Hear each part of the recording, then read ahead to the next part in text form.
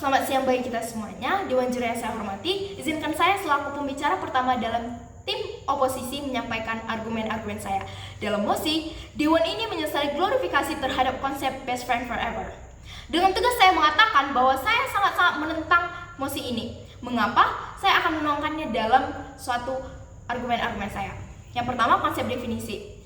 Tim afirmasi mengatakan bahwa konsep definisi dari best friend forever ini adalah teman yang mengesampingkan segala kepentingannya demi temannya ini, dan yang kedua tidak boleh berteman dengan orang lain, dan yang ketiga itu kita harus membantu teman kita apapun yang terjadi. Jika kita tidak membantunya, kita bukan teman sejati atau best friend forever. Baik, saya akan meluruskan beberapa kesalahpahaman di sini.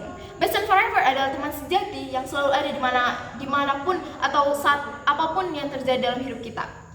Mau itu suka, mau itu duka, teman sejati ini pasti selalu ada dalam hidup kita. Tidak mungkin orang atau teman yang ada butuhnya saja datang ke kita sebutkan sebagai best friend forever atau teman sejati. Tentu tidak. Teman sejati itu adalah teman yang menolong kita saat kita susah, dan saat mereka susah kita juga menolongnya. Ada hubungan timbal balik, dan itulah yang disangkatakan sebagai best friend forever atau teman sejati. Kekeliruan tim afirmasi mengatakan bahwa tidak ada pertemanan yang abadi, dan yang ada itu hanya kepentingan abadi. Saya akan menjelaskan satu persatu. Yang pertama itu, pertemanan abadi. Tidak ada pertemanan abadi. Salah besar. Pertemanan abadi bisa kita lihat dari pertemanan Vin Diesel dan Paul Walker, di mana mereka sangat dekat mulai dari pembuatan film The Fast and Furious. Mereka berteman dengan baik hingga pada akhir hayat si Paul Walker tersebut. Bahkan Vin Diesel mengatakan bahwa si Paul Walker merupakan saudaranya yang dimana dia tetap mendedikasikan dan tetap mengenang si Paul Walker ini sepanjang hidupnya. Dan Vin Diesel mendedikasikan setiap film The Fast and Furious untuk sahabatnya yaitu Paul Walker. Dan Vin juga menggantikan peran Paul sebagai ayah dalam pernikahan putri Paul dalam pernikahannya kemarin. Dan lagu See You Again karya Wiz Khalifa dan Charlie Puth ditulis untuk mengenang mendiang Paul Walker. Dan itulah contoh nyata dari best friend forever ini. Dan yang kedua itu kepentingan pribadi. Pada hakikatnya manusia itu ada hidup untuk memenuhi kebutuhannya, hidup untuk memenuhi kepentingannya. Dengan kita memenuhi kebutuhan hidup kita atau dengan memenuhi kepentingan kita berarti bertahan hidup.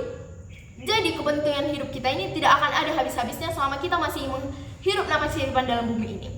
Jadi pada dasarnya kita hidup untuk memenuhi kebutuhan kita. Dengan kita memenuhi kebutuhan hidup kita, berarti kita bisa bertahan hidup di muka bumi ini.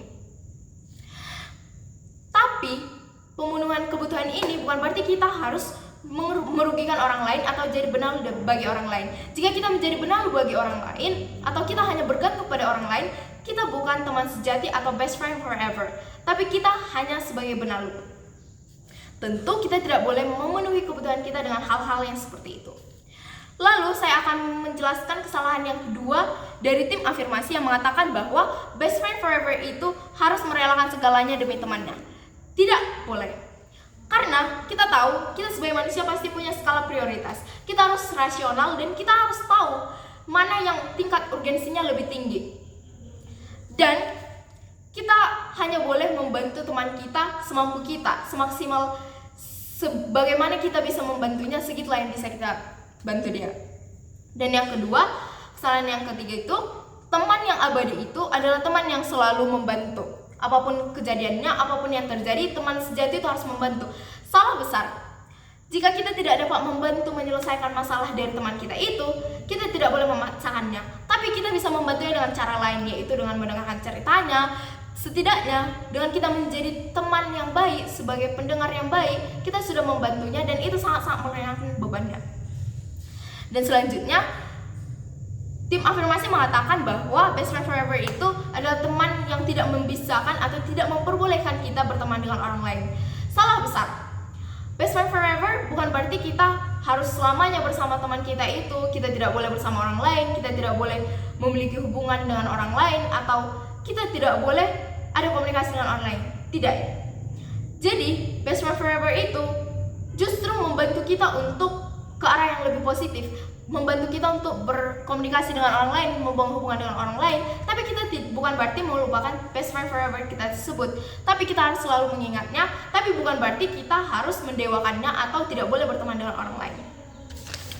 Jadi, saya akan menegaskan sekali lagi bahwa saya sangat-sangat menentang mosi ini, karena permasalahannya bukan apakah kita harus menyesal atau tidak menyesal mengglorifikasikan konsep best friend forever ini. Tapi bagaimana kita mengidentifikasi teman yang sejati dan teman yang hanya memanfaatkan kita. Jadi ini bukan berarti kita harus menyesali atau tidak menyesali hal ini, tapi bagaimana kita memilah-milah atau mengidentifikasi teman yang toksik atau teman yang sejati dalam hidup kita ini. Dengan tegas saya mengatakan bahwa saya sangat-sangat menentang mosi ini. Mengapa? Saya sudah menjelaskan mulai dari konsep definisi yang dijelaskan oleh tim afirmasi kekeliruannya, dan saya akan meluruskannya.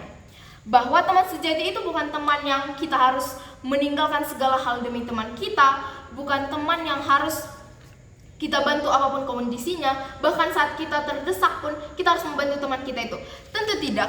Atau teman yang tidak memperbolehkan kita berteman dengan orang lain. Tidak. Teman sejati itu adalah teman yang senantiasa hadir dalam setiap kehidupan kita. Kita perlu tahu dan kita perlu menggarisbawahi bahwa teman sejati itu adalah teman yang selalu hadir dalam kehidupan kita, maupun suka ataupun duka. Bukan berarti kita menjadi terkekang oleh hal tersebut. Dan glorifikasi bukan selalu bermakna buruk. Glorifikasi berbicara bagaimana kita setia, bagaimana kita senantiasa hadir dalam kehidupan sahabat kita dalam suka maupun duka. Bukan jadi kita harus merelakan segalanya ataupun kita tidak boleh berteman dengan orang lain. Jadi kuncinya ini adalah setia dan percaya. Itulah kunci dari best friend forever atau pertemanan yang awet. Jadi glorifikasi itu bukan harus selalu bermanfaat atau bermakna buruk. Sekali lagi saya tegaskan bahwa saya sangat-sangat menentang hal tersebut. Sekian dan terima kasih.